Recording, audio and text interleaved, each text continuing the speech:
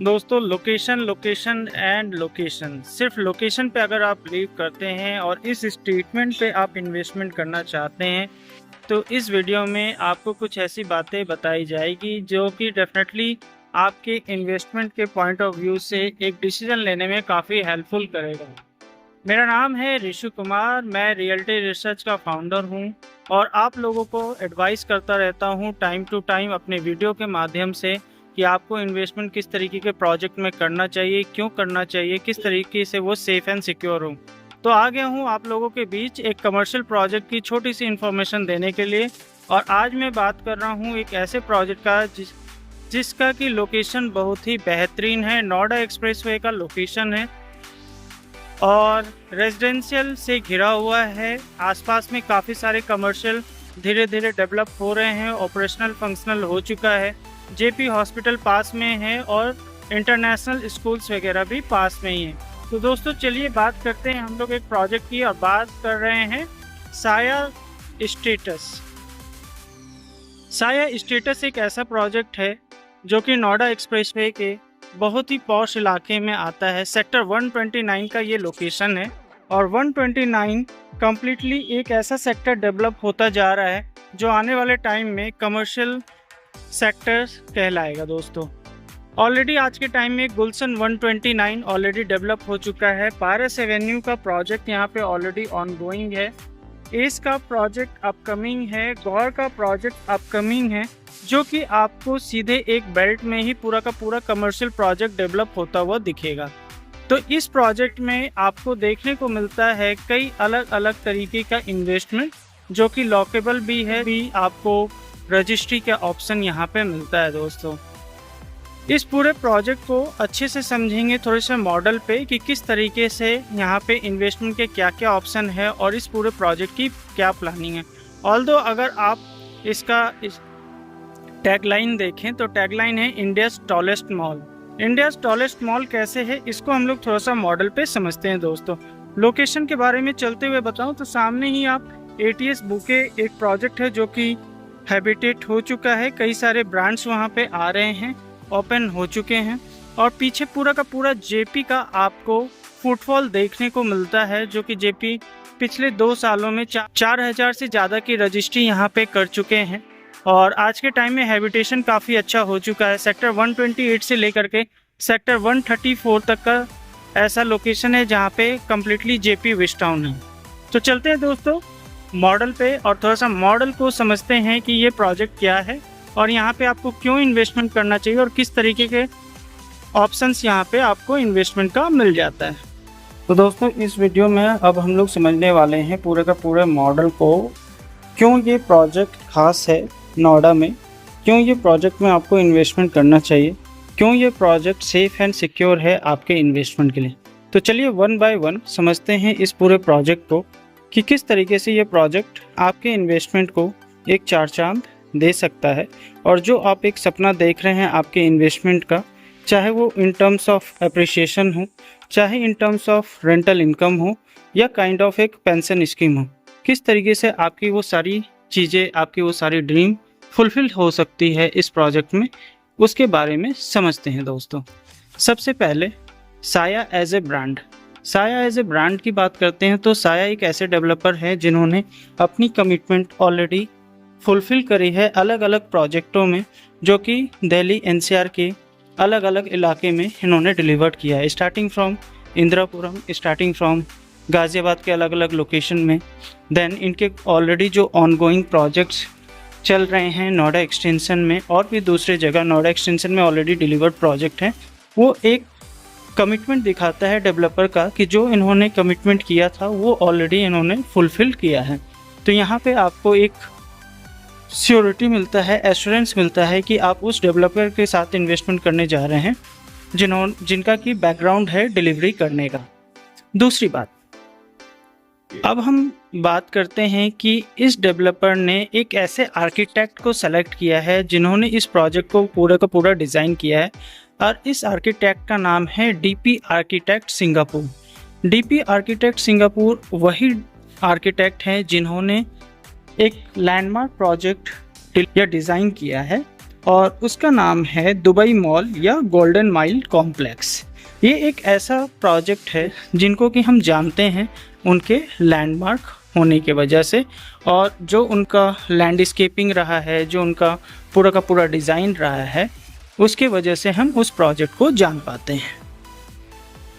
तो DP architect ने जिस तरीके का प्रोजेक्ट ऑलरेडी बनाया है, डिज़ाइन किया है, साया बिल्डर को उसके साथ एसोसिएट होने का पर्पस आप समझ सकते हैं कि इस प्रोजेक्ट को बनाने के पीछे उनका क्या विज़न रहा होगा, जो कि आने वाले टाइम में आपको इस प्रोजेक्ट में देखने को मिलेगा। दोस्तों आगे बढ़ते हुए दोस्तों, थोड़ा सा लैंड पैच की अगर मैं बात करूं तो सबसे पहली बात यह है कि फुल्ली पेड अप लैंड है और लगभग 1,30,000 स्क्वायर मीटर में ये पूरा का पूरा लैंड एरिया फैला हुआ है।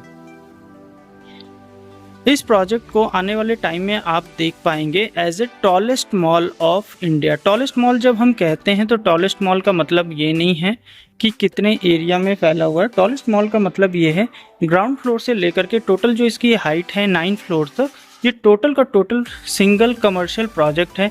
इसमें कोई स्टूडियो अपार्टमेंट नहीं है, इसमें कोई होटल चैन नहीं है। ज़्यादातर कमर्शियल प्रोजेक्ट में देखने को आपको ऐसा मिलेगा कि नीचे 3-4 फ्लोर का जो होता है वो रिटेल होता है और ऊपर स्टूडियो अपार्टमेंट या सर्विस अपार्टमेंट ऐसा बना हुआ होता है। लेकिन यहाँ पे अगर आप देखें तो कम्प्लीटली जो आप देखेंगे वो completely retail shop, hyper market या और भी आगे इन वीडियोज़ में आप देख पाएंगे, जान पाएंगे कि पूरा का पूरा प्रोजेक्ट डेडिकेटेड फ्लोर वाइज किस तरीके से डेवलप हो रहा है। इस प्रोजेक्ट की कई ऐसी खास बात है जो कि डेफिनेटली इस वीडियो के छोटे से वीडियो में आपको एक ओवरव्यू दे पाऊंगा, लेकिन ज़्यादा बेहतर होगा कि अगर आप इन्वेस्टमेंट करना चाहते हैं तो आप अपना प्रीशियस टाइम निकालें और इस प्रोजेक्ट के बारे में अच्छे से जानें, समझें और किस तरीके से आपका इन्वेस्टमेंट यहाँ पे एक सेफ सिक्योर हो सकता है उसके बारे में आपको जानने को मिलेगा। दोस्तों आगे बढ़ते हुए मैं आपको ये बताऊंगा कि इस पूरे के पूरे प्रोजेक्ट का एक यूएसपी पार्ट जो होने वाला है वो यहाँ का एट्रियम होने वाला है।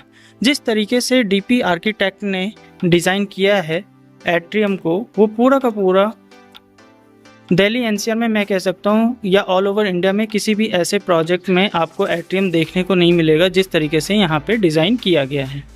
चलिए दोस्तों, अब थोड़ा सा आगे बढ़ते हुए डेडिकेटेड फ्लोर्स के बारे में बात कर लेता हूँ कि यहाँ पे हर फ्लोर पे क्या क्या डेडिकेटेड प्लानिंग किया गया है जिसके वजह से ये प्रोजेक्ट सक्सेस होगा। तो दोस्तों डेडिकेटेड फ्लोर वाइज अगर मैं बात करूं तो starting from lower ground floor पे ज़्यादातर जो आपको देखने को मिलेगा दोस्तों वो हाइपर मार्केट देखने को मिलेगा। हाइपर मार्केट में भी हमारे पास इन्वेस्टमेंट के ऑप्शंस हैं। जिस तरीके का आपका बजट है उस तरीके की चीज़ें आपको इस प्रोजेक्ट में मिल सकती हैं इन्वेस्टमेंट करने के लिए। तो lower ground floor is completely dedicated for the hypermarket. Then comes ground floor. जब हम ग्राउंड फ्लोर की बात करते हैं दोस्तों तो ग्राउंड फ्लोर पे डेफिनेटली आपको डबल हाइटेड शॉप्स देखने को मिलेगा, जैसा कि आप यहाँ देख पा रहे होंगे। और ये जो होगा डेडिकेटेड ग्राउंड फ्लोर शॉप्स, ये इंटरनेशनल प्रीमियम स्टोर्स होंगे जो कि डेडिकेटेड होंगे इंटरनेशनल अपैरल्स ब्रांड्स के लिए और फुटवेयर के लिए। ग्राउंड फ्लोर के बाद हम लोग आ जाते हैं दोस्तों फर्स्ट फ्लोर पे। जब हम लोग फर्स्ट फ्लोर की बात करते हैं तो फर्स्ट फ्लोर पे जो ऑप्शंस आपको देखने को मिलेगा वो मेंस अपैरल, फुटवेयर, स्पोर्ट्स के लिए मिलेगा। Then comes to second floor. जब हम लोग सेकेंड फ्लोर की बात करते हैं दोस्तों तो सेकेंड फ्लोर पे ज़्यादातर जो आपको शॉप्स देखने को मिलेगा, जिस तरीके से प्लानिंग किया गया है वो प्लानिंग किया गया है वुमेंस फैशन अपैरल के लिए as well as kids wear के लिए, एसेसरीज के लिए, कॉस्मेटिक्स आइटम के लिए और होम डेकोर के लिए प्लान किया गया है।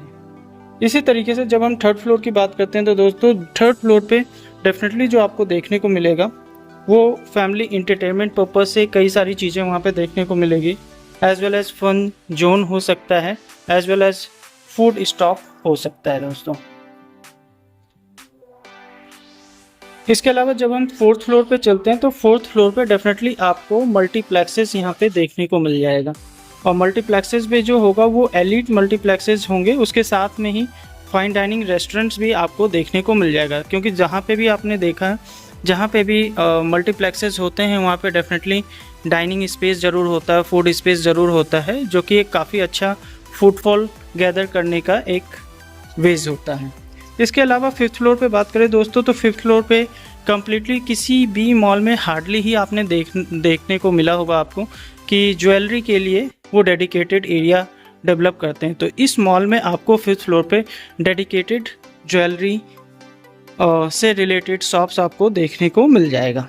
जब हम 6th फ्लोर की बात करते हैं दोस्तों, तो ये भी एक बहुत ही यूनिक कॉन्सेप्ट है जो डेफिनेटली आपने किसी और मॉल में नहीं सुना होगा। जो वेडिंग से रिलेटेड आउटफिट्स होते हैं या वेडिंग से रिलेटेड कुछ और जो मटेरियल्स होते हैं जो हमें वेडिंग्स में ज़रूरत होते हैं, उससे रिलेटेड आपको यहाँ पे शोरूम्स देखने को मिलेगा।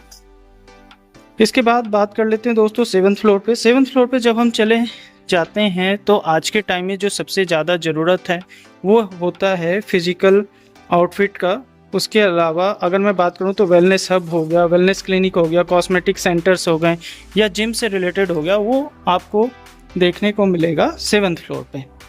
अब बात कर लें अगर 8th फ्लोर या 9th फ्लोर की बात कर लें, जो कि डेफिनेटली इस प्रोजेक्ट का लास्ट पार्ट है, तो वहाँ पे आपको देखने को मिलेगा दोस्तों premium clubs, pubs as well as bars यहाँ पे देखने को मिलेगा, जो कि एक सेंटर ऑफ अट्रैक्शन ज़रूर होगा इस प्रोजेक्ट का।